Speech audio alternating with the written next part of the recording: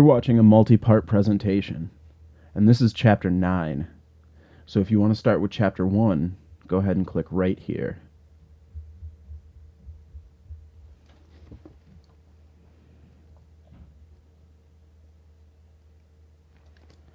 Part 3, The Sinker. Chapter 9, Arrival. Our world exists 24 hours a day, 365.25 days a year, in a state of perpetual movement and change. The feeling of being a part of that power is overwhelming and exhilarating, knowing that you're part of something much, much bigger than yourself. The interconnectedness of consciousness and the collective identity of thousands of years of human history culminating and condensing into what finally became you. Talk is cheap, they say, and lies are expensive. The problem with these metaphors, and with metaphors in general, is that most people just don't understand them. You may think they do, but they don't. Not like you wish they did. I could never figure out why artists insisted on hiding their message and intent behind a veil of metaphor and speculative illusion. Some artists hide their message in a cloud of abstraction, and then they get even more upset when no one has a fucking clue what they were trying to say in the first place.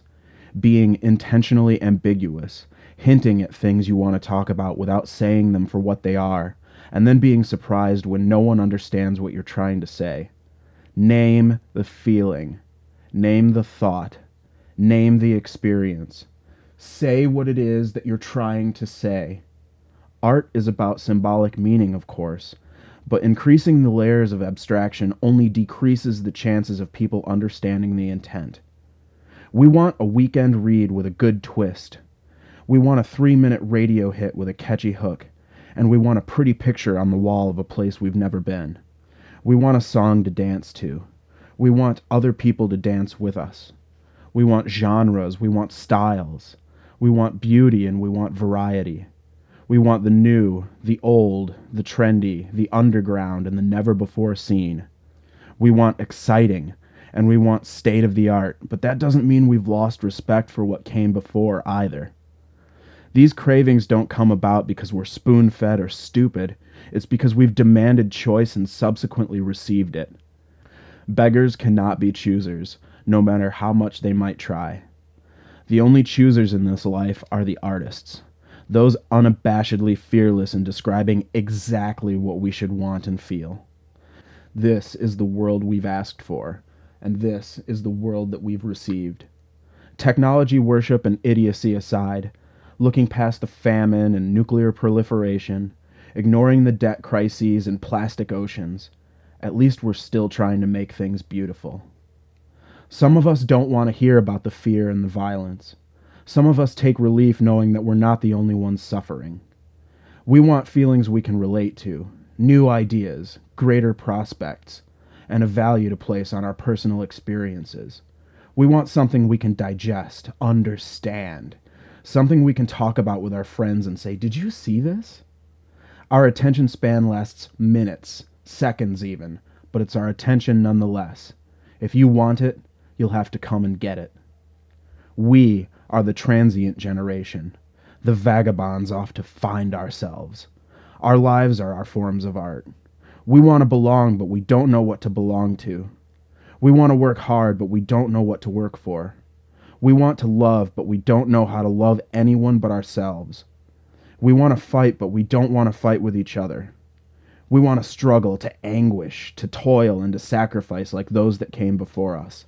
We want to soar high, to make dreams reality, and to rid the world of whatever injustices we see.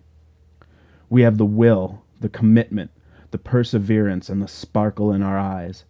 We want to take control, but we don't even know what we're taking control of. We want to reach for the stars, even though we know the stars are light years away. We want to reach past the moon, because the moon is what our grandparents reached for, and what our parents saw happen. We are the dissolute, those without constant, the progeny of the past's good fortune. We are the privileged, the sunrise, the dawn of a new era. We are the future. We want you to listen to us. We want to show you what we know. We want you to be ready to receive us. We want to change the world you left us with because it isn't yours anymore. Art is our answer. The word possesses as many definitions as there are grains of sand in the desert. Arbitrary and contrived as it may be at times, we must all appreciate it to some extent. Life would be boring and depressing without art. Walking through museums and galleries all over the country, you'll see the same fundamental concepts reiterating themselves throughout the centuries. Love lost, love gained, life lost, knowledge gained.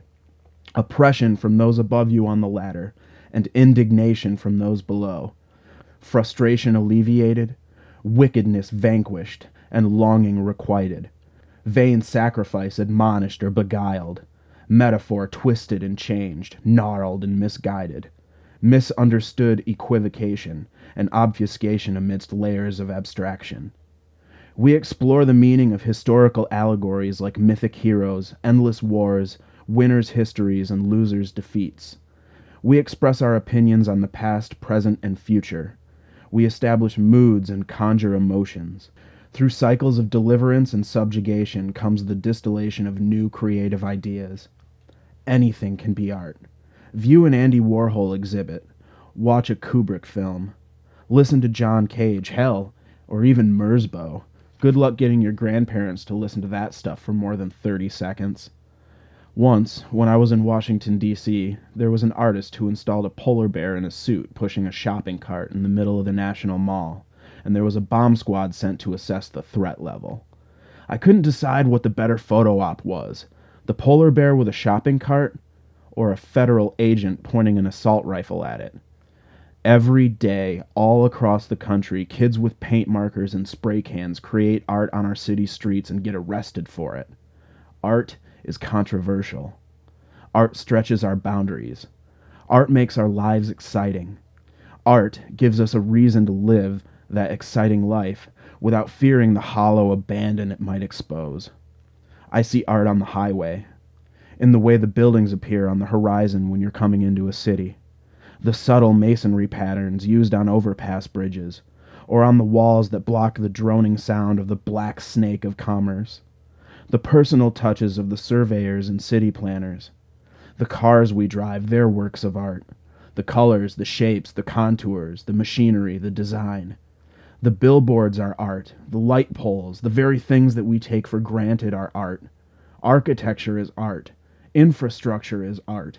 The ships and the subways, the trains and the taxis, the furniture, the food we eat, and the drinking fountains on the street corners, all art. Some overly bland and utilitarian, but art nonetheless. There's thousands of years of wisdom and tradition in the things we build around ourselves. I see art in the smiles of the passers-by that haven't lost the thrill of being alive. Art in dancing at the piano bars and nightclubs. We see art all around us, doomed forever to find the answers we seek just out of reach. True art cannot be contained or typified, just like true freedom. Not all of it belongs in a museum either. Not all art can be put on a wall and just looked at. Thoughts, feelings, experiences, memories, all captured in a fleeting moment by an artist's mind, transposed to fit the tune of your own personal moment with the piece. Some of that immortal star stuff transmuted into an experience that transcends reality and affects us on an emotional level. We owe as much to the people that came before us as we do to ourselves. We are the progeny of history, the new iteration, and the new ideal. For every crippling shortfall of society, there exists another triumph. Our art is our pursuit of life, liberty, and happiness. Our pursuits of truth and justice. We may never get it perfect, but we'll be damned if that will keep us from pining towards that very unattainable goal. Try as we might to dissuade one another from ideas and opinions we find questionable, there is always someone there to tear down the stage curtain and show things how they really are. These are the people that have found the main nerve. Those who see something beyond the horizon. Those who greet a new day with zeal, ready for the newest challenge. It's our artists that make our lives worth living. Those people among us who endeavor to find a new vision. They embark on an endless quest for truth and beauty, manipulating and challenging the timeless and shapeless concepts to which we assign value and meaning. These people can take what we know, what we're familiar with, and distort it and shape it to make their own new reality. A new reality that becomes our reality. Our collective interpretation of the world changes ever so slightly with every new idea. We may offer our opinions, as well as our personal commendations, but art is produced and created from things that already existed. The struggle with art now is that we have pushed the concept to such extremes that original ideas are at a premium. You can't create something new without using tools, resources, and knowledge that you get from someone else. That's what makes art such a culturally significant enterprise. We place our own value on the artistic output of our culture. Our art defines us. It makes us who we are. Sick of pretending you're something you're not? Stop it. Sick of wishing your life was better? Make it better. Wish you could make that change but don't know how? Maybe it's time to figure it out once and for all. Sick of being told what to do? Stop listening. Shake your fist and make some noise. Take a stand for once and stop letting things get to you. We've all got one chance to live, one chance to make it, and one chance to live forever. There's no reason you can't start today. Get up off of your ass. Figure out what you want to do with your life and get out there. We say these things to ourselves every day in the back of our minds, sometimes even out loud. We need to remind ourselves that we shouldn't be afraid, that we do have the strength to persevere, that we do have what it takes to survive. I guess you could say that's why I was on the road that spring. I was there to see Hooper, of course, but there was so much more going on in my mind than that. Since I had quit my job shortly before I left, I was looking for a sign as to what the next step might be. I needed to get away from my nest of familiarity at home in order to place myself inside the larger framework of the world. While in transit, you become intertwined with the push and pull of time and space. I needed that feeling of movement to be able to look at myself from an outside perspective. When you go on to make a big change in life, there's always that moment of anxiety before the change comes. There's another moment, though, just after the change is made. The time where you're waiting for the engines to rev up, or for the cake batter to coalesce. That up in the air time is what it's like to be on the road. When people say they're on the road, they mean so much more than driving. When you're on the road, that means you're going somewhere. Maybe you're in a band on the road, a trucker on the road trying to make a living, a family on the road to Yellowstone, or just someone with a lot of time on their hands. Maybe you're on the road to escape for a while, or maybe you have an important meeting with someone. Maybe you've gone on your first great journey, maybe it's the last. Hard to tell while you're out there. When you're on the road, you aren't really anywhere. You just are. The road is separate from our reality, distinct from our time and space. We went on the road to find the American dream, and we found a crisp shred of hope in a pile of rotting lettuce. Only a short time later it seemed that Hooper had turned it all around. My phone rang in my pocket one day, several months after our journey to Milwaukee. I just bear maced some fucking guy. What? Why? Pulled a gun on me. Fuck him. Why would he pull a gun on you? What did you do to him?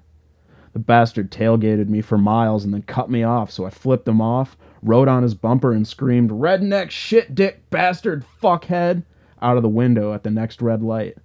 He slammed it in park and got out of his truck in a rage.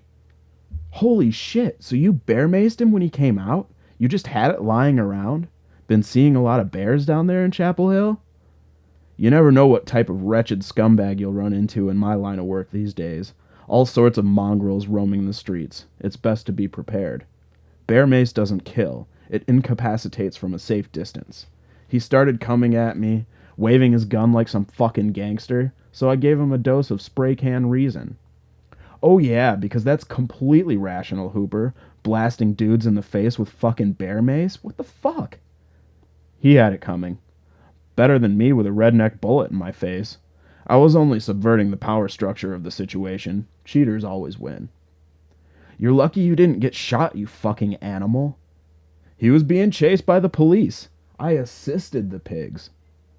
So, you pulled an assist by bear macing an assailant you provoked. Surely you deserve a fucking Nobel Prize. A Medal of Honor, even. I'd settle for being on TV. Maybe I'll just start patrolling the city streets with my vigilante can of bear mace, taking out muggers and rapists in lieu of the police state's obvious inadequacies. Fuck, man, I'm jealous. I wish I bear maced some poor bastard today. I'm in that kind of mood. It was a hell of a good time, watching that poor bastard cough away defeated. Damn. I didn't know what else to say. These are the types of stories I always heard from Hooper Felonious, patron saint of running amok. I'm gonna go fuck this bitch without a rubber and never tell her I nearly choked a man to death with a cloud of noxious gas. Don't get the HIV. Fuck bitches. Talk to you soon. What did you want? Just wanted to tell you I bear maced some fucking guy. I'm busy. Fuck off. I tried to respond, but the line had gone dead. He had hung up. Hooper Felonious was a true work of art. His character was carefully constructed over the years. He was the alter ego of an otherwise rational person. Coupled with my character, the Borderline Vagabond, we were in the state of mind to create a fantasy world for ourselves to live in. Even if the dream would only last a weekend, it would still be the dream. We would make it ours. Play it by ear. That's how I found him when I finally made it down to North Carolina for a visit. An overnight romp through Ohio and West Virginia to the sounds of late-night pop radio and BBC chatterings. He was drinking coffee and walking his dog, fresh in from a morning jog. I wondered if he was still Hooper. In that morning glimpse, it seemed like his mystique had dissipated. His aura of brilliant chaos had turned to a pedestrian stumble of mortgage payments and gym memberships. Was he just another guy? Another face in the crowd, dressed in running shorts and a white t-shirt? Had he drunk the Kool-Aid of some sick fantasy he himself denied the appeal of not so long ago? Why the fuck are you here? Go back to Michigan. You're not good enough for this place. This place is for achievers, and all you do is complain. He was still Hooper after all. Why the fuck did they let you in, then? I yelled across the parking lot, walking towards him. Are you the fucking groundskeeper? The janitor? Did you threaten management with a fucking bear mace can? Or compound joint fracture? Someday I'll tell you that story. You're not too far off. We shook hands vigorously. Hooper, it is a pleasure to see you again, my friend. Likewise. Let's eat biscuits and drink sweet tea. This place has a nice balcony. We drove to some tiny biscuit hut down the road from his apartment. The menu was handwritten on a piece of poster board. I grow plants. Hooper, you've gone hippie on me, you savage dog. I want to eat plants that I grow, and I want to watch them grow. Fuck you. Nothing you grow will ever bear fruit. I'm a pro gardener, motherfucker. I'm gonna win a fucking prize with these tomatoes. Show me the ribbon when you get it. They're poison. I don't believe you for a second. Oh, I will. I grow shit, motherfucker. I'm gonna be so much better off than you when the zombie apocalypse comes. Hooper, you are a strange and terrifying human being. I grow shit. He had to work at 10 a.m., and that's when I went to sleep on his couch. I'm generally not a sleep anywhere kind of guy, but if I'm tired enough, I can make do with what I've got. I had been sleeping in my car for the whole drive down, and it was kind of nice to stretch out. I slept without dreams, waking up to being called a pig fucker. I had no premonitions whatsoever as to what the next 48 hours would entail.